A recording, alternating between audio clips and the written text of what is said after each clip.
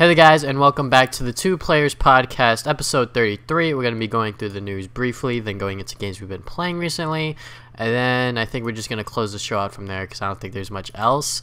Next episode, we'll most likely talk about Guardians of the Galaxy 2 because it did come out today. I was actually contemplating on seeing it this weekend or the next weekend.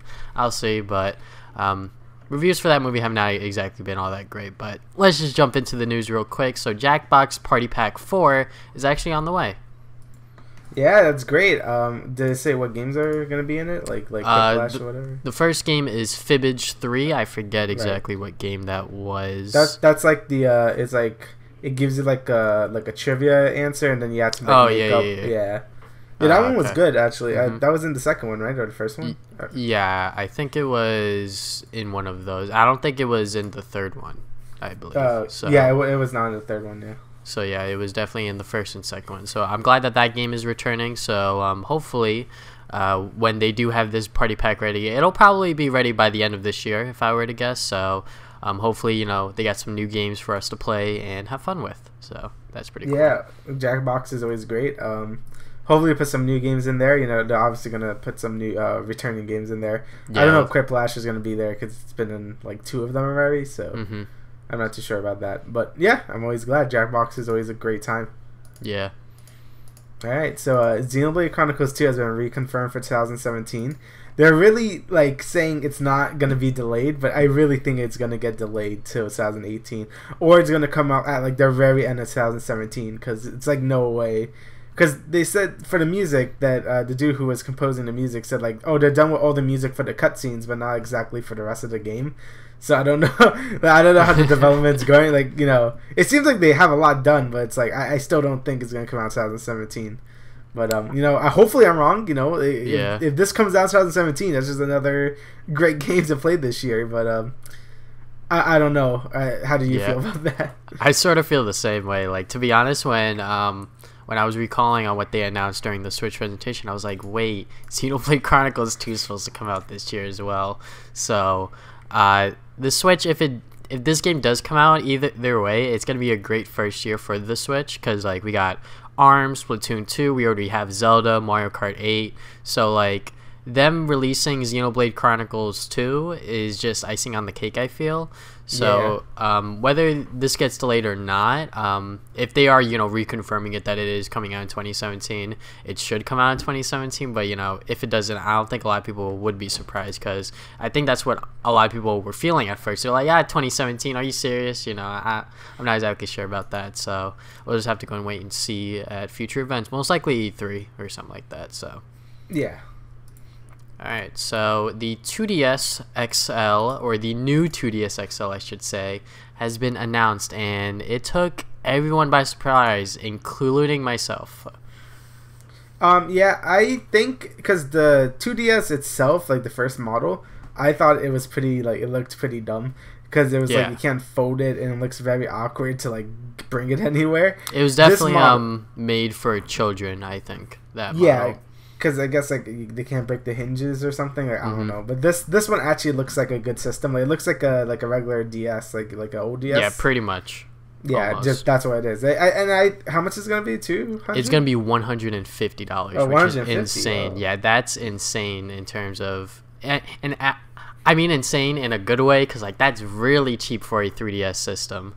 Yeah. So, like, if you don't own a 3DS system, like, at all, not even, like, a 2DS, you should definitely pick this one up, because this is the definitive, I would say, handheld for the, I guess, set of games that they have, because the 2DS was, it was made for kids, and then the 3DS, if you didn't really like the 3D functionality, which I think most people don't even use the 3D on the damn thing, this is definitely the console that you should be picking up, because it's $150, it has no 3D, and it also has all of the new 3DS functionalities as well. So I'm glad that they released a, like, 2DS XL, but also released it as a new 3DS system, sort of, Yeah. So. I think it's great if you don't own a 3DS, or if you like wanted a new 3DS, but but wanted cheaper. Like, this is like the best thing, because like, no one uses the 3D like ever, so it's like you're not missing out on anything, and it's cheaper. So like it's just like, why? I'm not gonna buy it, because I don't need to. But like, if you don't own a new 3DS, I think this is a good time to get one. This is definitely going to be the console that I'm going to be looking for. I'm not sure if I'm going to buy it when it comes out because, $150 is still a lot for me, as a college student that has no job at the moment. So I'll definitely be looking out for this console. The first models that they're coming out with actually do look pretty cool. The color scheme is like black and blue and stuff, so I'm definitely going to be picking this one up when it does release, or maybe later on, most likely. Yep. Alright, so Nintendo shuts down another project. This time it's like it's a 2D Zelda project, so it's supposed to be like Breath of the Wild on like the NES, basically. Yeah. Like when they showed in that like the low demo thing where they were like, hey, this is Breath of the Wild, but we're gonna show it through like, this cute little like how it would look in the original Zelda. So some dude like decided to make that an actual thing, and it looks pretty cool. But of course, it got shut down because Nintendo doesn't like that. But really, he should have just hold off on like not showing it at all. Revealing this to the public. I think there's been enough examples of Nintendo like just finish it, then release it, so you could it could spread everywhere. Like, and once they do, be like, hey, shut it down. Or like, all right, I shut it down, but it's already out there. Yeah, like your work is already out there. So like at this point, just don't even like put your name attached to it. Like if you're really this passionate about it and like just like want to get it out there, just get it out there. Yeah, like at this point. Like, it still sucks that Nintendo's doing this, but I also feel like it's kind of the developer's fault now because, like, you have enough examples to see that this would never work. Like, you can make the fan game, just, like, finish it in private and then release it. I know, like, you want people to get excited for it, but it's not worth it when, you get a cease and desist and stuff like that, so... Yeah. It's unfortunate, but yeah, I don't know. Just like messing with Nintendo properties for like your own fan games is sort of risky to begin with. So I mean, like Sega's like, hey man, you used to do Sonic Ronhikes, why don't you come on and do Sonic Mania, basically. So I don't know. Each developer is different on how they take on what they see within fan projects, and Nintendo is just very old school and they don't like it when others try to use their property to, I guess, make a game out of it. So I don't know. Yeah, that's just it is unfortunate. Yeah, but again, it's like that's just like they have to protect the IPs and stuff, and it sucks. And I wish Nintendo did it in like a less like hostile way, but I guess it's like the only way to make them stop. But whatever. It just sucks. It just sucks for everyone. Okay.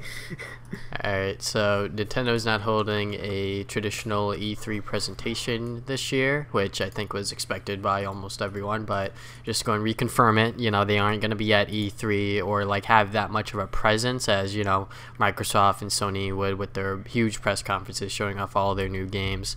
So it'll probably be, the traditional Nintendo Direct, and they'll just show off a bunch of their games, and yeah, people are just going to have to watch it from the comfort of their own homes, so...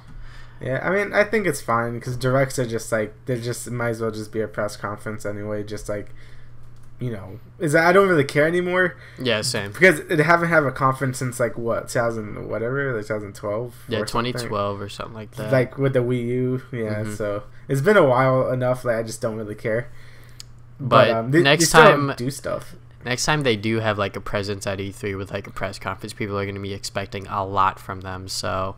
I'm not exactly sure if they'll ever do that again. These Nintendo Directs are fine, but them going back on that big stage and holding a press conference, I think would be cool. But they just don't want to do that now, I guess. So it's whatever by me. Yeah, I mean it's fine. I don't really care too much, but that's just how it is now. Alright, so Rabbids X Mario RPG is coming to the Switch. Remember this? I think they were talking about it a little bit before, but now it's like, hey, it might be coming. So it's weird, right? Like, yeah, there's such a weird crossover to begin with. I thought these guys like don't exist anymore. They're like the Minions before Minions existed, basically.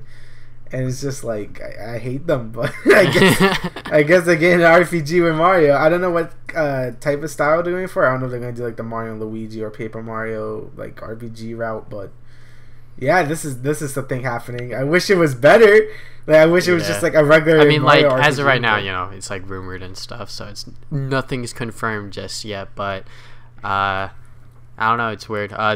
The game's selling link points is turn-based combat, 2-player local co-op, a goofy sense of humor. So, I mean, wow, like every other Mario RPG except that's the just co-op, what the sources like. are saying. Is gonna be 8 playable characters: What? Mario, Luigi, Yoshi, Peach, and then 4 rabbits dressed up as Mario, Luigi, Yoshi, Peach. So Here we go. I don't know. As long as the game turns out to be good, you know, I really don't mind. I feel like that this is definitely a very jokey game, but who knows? You know, this guy could definitely just be lying, and this could not even happen at all. But once again, gonna have to wait until E3 or even a Nintendo Direct prior to that, even if that is possible. But we'll just have to go wait and see. I guess I'm just a little mad because the last 2 Mario RPGs haven't been that great. Like Paper Jam, Color Splash, and Dream Team was just okay. Like the last really good one was Bowser's Inside Story. Bowser's Inside Story was really good. Yeah. Despite me not finishing off with the final boss because I like missed a power up on He's the way like a there, giant. So. You just had to do enough damage to him, but I didn't know that either. It took me like 40 minutes to kill him. So. But yeah, Dream Team was okay. I haven't played all of it, obviously, but you know, it was alright. And then I heard Paper Jam was just a disappointment. And then some people say Color Splash is not as bad as people say it is, but I mean, I don't know. Yeah, I got burnt once. Okay, I got burnt with paper with Sticker Star. Yeah. Oh my god, Sticker Star was just. It's not a game. Garbage. It's so bad. It's not a game, so yeah. Jesus Christ. All right. So Mario Kart 8 is the fastest selling Mario Kart game, which is weird. So like, well, yeah, you would think like Mario Kart Wii was right? Is it because everyone had a Wii?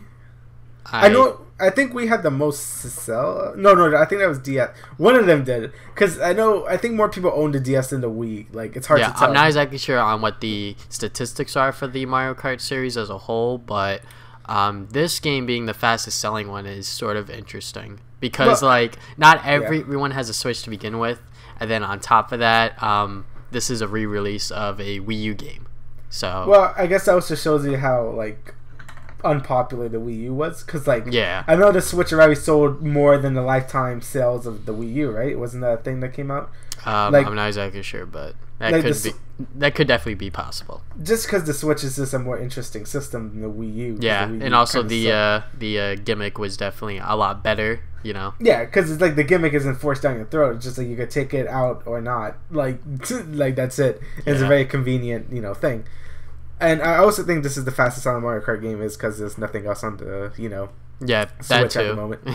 I mean, there is, like, I want to go on that a little later, but I do think there's a lot of stuff on the Switch. Yeah, and I will be there's a bunch of eShop games, but like in terms of like flagship Nintendo titles, we only have Zelda, and now we got Mario Kart. So yeah, but to be fair, they are coming out like I think instead of like April, right? No, April was Mario Kart, and then March was So like every month they're releasing like a pretty major game. Except every single month they're gonna release something huge, except for I believe this month actually. Yeah, just May, and then June is ARMS, and July is Splatoon, and I don't know what's after that because E3 is gonna be by then anyway. Yeah. So yeah, I think the Switch is doing pretty fine, but obviously it's gonna be selling well because it's the only other thing on the Switch. Mm-hmm. So yeah. So yeah, it's pretty good and interesting, I would say. Yep. Fire Emblem Echoes Shadows of Valentia season pass details have been revealed. Now, I originally wasn't going to put this on here, and then I actually read the article. The pass itself, the season pass, is like $45. Oh, God. I was like, wait, hold up. What is this? So it covers 5 DLC packs. The first one's $8. The second one's $10. The third one's $15, and then the fourth one is $13. Then the last one's $6. So together it's like $52. So you're gonna be saving some money when you do buy the pass. But the fact that they're releasing 5 packs in and of itself is kind of insane. For a game that's only $40. So this game is definitely going to be packing a lot of content if you are interested within the DLC. And I also read or saw something on my Twitter timeline that this is the last Fire Emblem game for the 3DS. So really? That's good. now that we're gonna move on to the Switch, and hopefully we'll get more Fire Emblem goodness over there. So yeah, that's very interesting. I mean, like, Nintendo's new to this, season pass thing, and the fact that they are already releasing a $45 season pass is sort of strange, right? Yeah, like, that's like really pricey. Like, I'm reading this, and some of them seem worth it, like, like the story content and stuff. I mean, all of them are just like they add like new dungeons and stuff. But like they seem, I don't know, it's like a little pricey though, like $8 for like 2 new maps in a dungeon, I guess, or $10 for 2 new maps in another dungeon. Like, why is that one $10 for the other one's like $8? Pitched as a challenge for more seasoned heroes, so I guess people so. that are much more experienced within the Fire Emblem series. So I don't know, They have I guess some sort of meeting and like, all right guys, what the hell are we gonna be pricing these? So I guess that this is what they thought was the best for it. I don't know, like 5 packs is a lot, and $45 does seem sort of reasonable, because like, all right, so what's 45 divided by 5? That's like $9 per pack when you get the season pass. That's not bad, obviously, but 5 packs for $9 each, sort of. Yeah. Sort of okay, I guess, because I'm not a huge person that buys DLC and stuff like that. So yeah, I mean, it's like the same thing with the Zelda DLC that they announced. It's like the first pack is just like whatever, like it just adds like, oh, like you could do the Trial of the Sword and the hard mode and whatever. But the second pack is like the one everyone wants, because it gives you like a new dungeon and story stuff. But it's I don't know, Nintendo, like, sometimes they give you like fluff DLC, and then they like give you like at least with this one you can buy it separately though. Yeah, like Zelda, you have to buy it all at once, which is kind of stupid. Like, I was gonna buy both of them anyway, but yeah. But yeah, I believe that is the end of the news segment for this show. So let's get into games we've been playing recently. I think I'll start with you, because you have a lot more games to talk about than I do. So I guess you could start off. Alright, so I am going to start off with Mario Kart. So Mario Kart 8 Deluxe came out, and as someone, I can't really remember too much about the game since I didn't really play it a lot on the Wii U. I just played it when you guys were over, and I'm like, hey, let's play some Mario Kart. So I just, basically the game has like no single player content. Like, there's nothing to, like, the only thing you could do is get like Gold Mario by doing get all golds on 200cc, and that's about it. So I just went right into the online. And it's really good. I had no bad experiences online. Well, not the technical problems. Yeah. Like, I obviously get it. But the only problem I have is like getting to lobbies, because sometimes it can be a little janky. Like, it just kicks you out for no reason, or like it brings you into a dead lobby, then you have search again. So that's kind of annoying. But once you're actually in game, I haven't noticed any like bad like lag or anything like that. It seems pretty good. In terms of the game itself, it's Mario Kart. And with with this game, you can hold 2 items now, which makes it like a lot more chaotic since you can have 2 items. You can't switch it though. Like, you can't switch items like Double Dash, where you can like switch it. Like, you have to use that item, and then you use the other item. But yeah, it's fun. It's really great. The game still looks really good. Like, it runs at 60 frames. I heard there was like a problem with the Wii U version where like skips a frame or something every now and then. It was kind of like, I didn't makes it a little awkward. As far as I know. Yeah, like, I mean, I probably would have noticed now, because my eyes are a little more sensitive to frame rate now. But like when I see people play Ocarina of Time, like, oh god, this looks horrible. It's like 15 frames, because like N64 and all. But yeah, but it's great. It's Mario Kart. The battle mode is really fun. I like every mode in that. Obviously my favorite's still going to be Balloon Battle, since I just love Balloon Battle. But I do like the new one they added, Renegade Roundup. It could be a little like, someone has to guard the gate, or else people just like the this is cops and robbers basically. Yeah, so the robbers it's are just basically gonna win cops and all the time. robbers. So yeah, I feel like it's harder for the cops to win, because you gotta coordinate a lot more, and with no voice chat, it can be kind of hard. So some dude just has to be back there guarding the gate, but some dude could just like run past you, so it's just a mess. But it could be fun. It's probably my least favorite mode, but it's not bad. Like, I don't hate it. But battle mode is great. The maps are well balanced. They're nice and open. They're not like that crappy battle mode in the original one, where it's just like you have balloons and then you race. I'm like, that's not what that's about. But all of them are fine. Coin Runner is fun. Shine Thief is really good. Bomb Blast is just crazy. Like, I really like that one. And Balloon Battle again is my favorite. I think that's all of them, right? Yeah, there's like 5. Yeah, I believe so. I didn't buy Mario Kart 8 because I am not exactly, high on cash right now because I'm saving it for Splatoon 2. But yeah, pretty much everything you said is what I heard from other people. Like the fact that everything is unlocked for you from the start is new for Mario Kart, I believe. Mm-hmm. So that's pretty interesting, and I think that is a good and bad thing. Yeah, I wish there was, like, I'll probably say this is my second favorite Mario Kart. I still put DS above it just because, it gave you mission mode and stuff as a single player stuff. It had battle mode. The only thing it really didn't have was a good online. Since it was on the DS, it was just a little janky. But besides that, it basically had everything. I think it was the most feature complete game. Of course, it didn't have like 48 tracks, but it was pretty good for the DS. I do wish they did added like a mission mode or something in this version because it would have made the same you can't unlock anything, but you could try these like missions and stuff. I think that would have made it a little more meatier. But I think it's fine as is. Like if you did not have Mario Kart 8 or a Wii U, like just get this. It's just a better value. But or if you just didn't play a lot of Mario Kart 8 and you would just want to buy this like I did, then do it because I've been playing it on and off and it's really fun. Yeah, obviously you're gonna rage online because it's Mario Kart. You could be first and get hit by a blue shell, red shell, green shell, and then just die. But that's just how it works. Just watching other people playing Mario Kart is just hilarious. Yeah, it just triggers me even just watching it. But yeah, it's a great game. I love it. Next, I've been playing a lot of Zelda again. I want to just after seeing the DLC announcement, I'm just like I feel like playing Zelda. So I'm basically just going back and doing all the shrines and doing some of the other stuff that I missed. Like I'm not trying to get all 900 Koroks because I'm not about that, or take pictures of everything.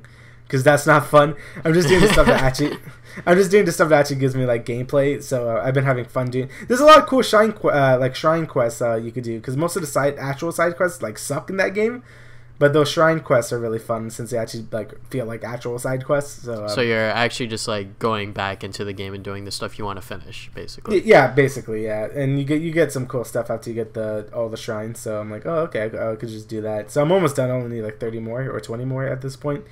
So yeah, it's been going pretty fast, and I just love that game. It's great. Not much to talk about that one. I also played Blaster Master Zero. I bought that I think like a few weeks ago. I put it on the back burner for a bit because of Mario Kart and then Persona 5, which I'll talk about later. Yeah. But Blaster Master Zero is actually a really good game. It's made by the people who made the Gunvolt games on the DS, the DSiWare, I think. Yeah, I believe so.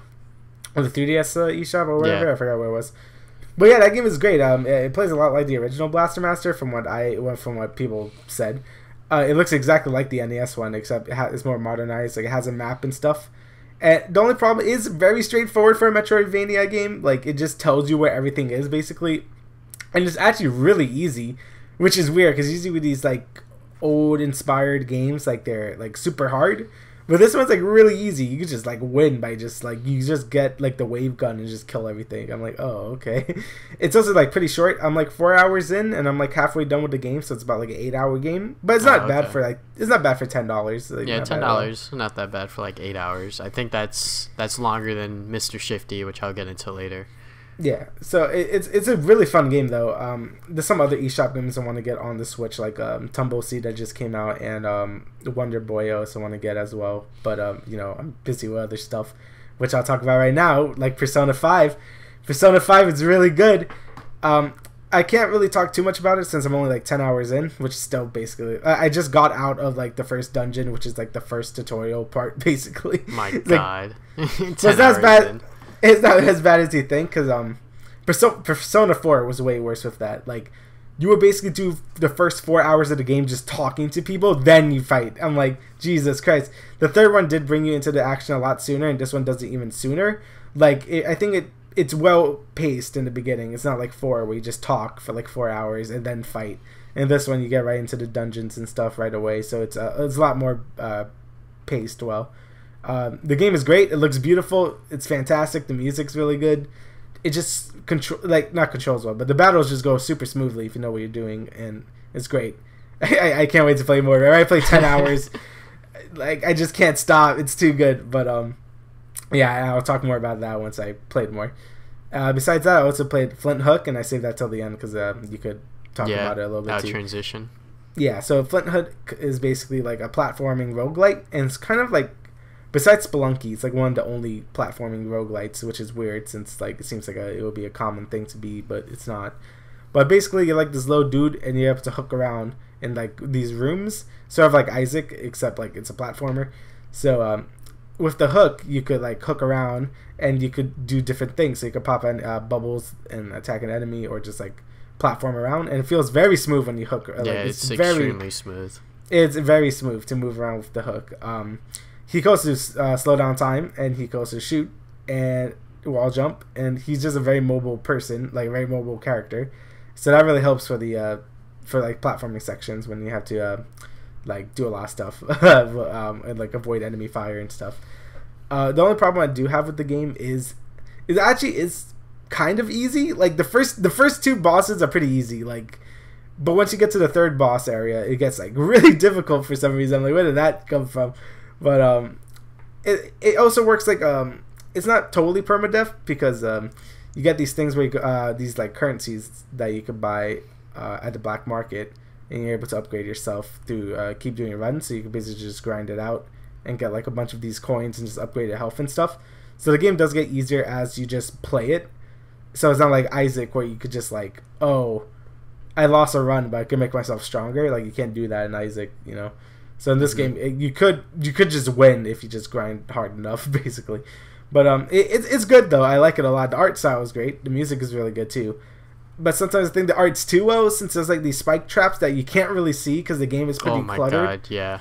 Yeah, like the game could be pretty visually cluttered at times. So like seeing a spike trap is like really hard because it's just like a gray rectangle. So when you step on it, spikes come out, and I'm like, oh, I guess I'm dead. So yeah, that's like one of the only problems I have with the game is like it's too beautiful that I just like can't see anything. So, but besides that, the game is great. Like I love it. It's only like $15, and it's great. You should buy it. It's on Steam. I think it's only on Steam actually. People have problems with the controls actually, but I don't really mind it that much. Since you aim, it's supposed to like it looks like it'll be like a twin stick shooter, but it's not. You aim and move with the same stick, which could be kind of awkward. It's a little awkward. Yeah, it could be a little awkward at first, but I got pretty used to it. If you use a mouse and keyboard, it's separate, so some people prefer that. But I think that's about everything.